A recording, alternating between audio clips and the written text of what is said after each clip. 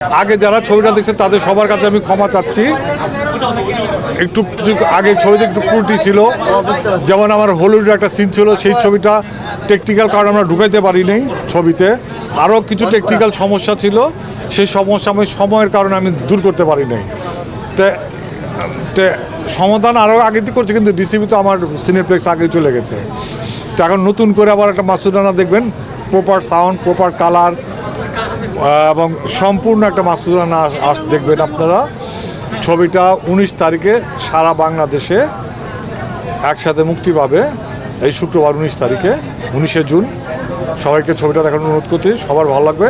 এবং আজকের যে ভালো লাগাটা, টাকা হয়তো লাভ করব, হয়তো লস করব। অনেক ছবিতে লাভ করছি অনেক টাকা, অনেক ছবিতে অনেক টাকা লসও করেছি, কিন্তু এইরকম যে ভালোবাসা পাওয়া, সবার ভালো লাগা, মাসুদ রানাকে মাসুদ রানার মতো বানাইতে পারা, এই রাসেল রানাকে মাসুদ রানা বানাইতে পারা, সে যে মাসুদ রানা হয়ে উঠতে পারা, এইটাই আমার সবচেয়ে ভালো লাগার বিষয়। কারণ আমি একটা মাসুদ রানা অনেক বড় ফ্যান।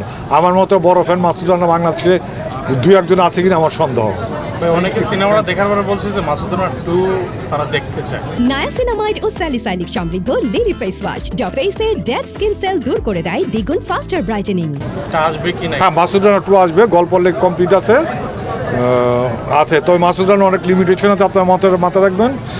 বাংলাদেশের যে ফরেন পলিসি, আমরা ফরেন পলিসি কোনো দেশের বিরুদ্ধে কোনো যেতে পারে না, মাসুদ রানা যেতে পারবে, কোনো দেশের বিরুদ্ধে কোনো তৎপরতা করতে পারবে না। কিন্তু কাজী আনোয়ার হোসেন স্যার কখনো আমেরিকার বিরুদ্ধে, কখনো রাশিয়ার বিরুদ্ধে, ইসরায়েলের বিরুদ্ধে সবসময় ছিল, কখনো ইন্ডিয়ার বিরুদ্ধে, বিভিন্ন দেশের বিরুদ্ধে সে অপারেশন করছে। ইউরোপের অনেক দেশের বিরুদ্ধে করছে, দেশের স্বার্থে কাজ করছে আর একটা দেশের বিরুদ্ধে।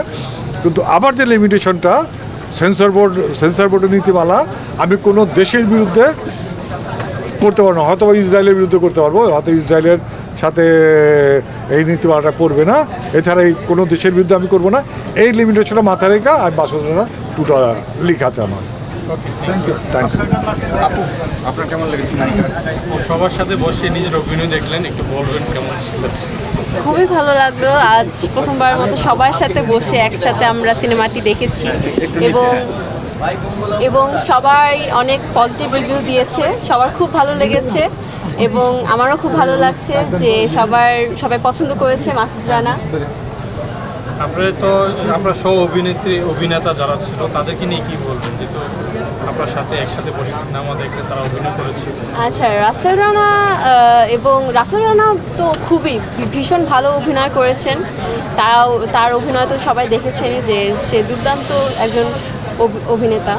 এবং তিথি আপুও খুব ভালো করেছেন, তিথি আপুর চমৎকার অভিনয় করেছেন। এবং পূজা আপু তো অলওয়েজ বেস্ট, আমি বলবো পূজা আপু তো সবসময় খুব ভালো করে। নায়াসিনামাইড ও স্যালিসাইলিক সমৃদ্ধ লিলি ফেস ওয়াশ যা ফেসের ডেড স্কিন সেল দূর করে দেয় দ্বিগুণ ফাস্টার ব্রাইটেনিং।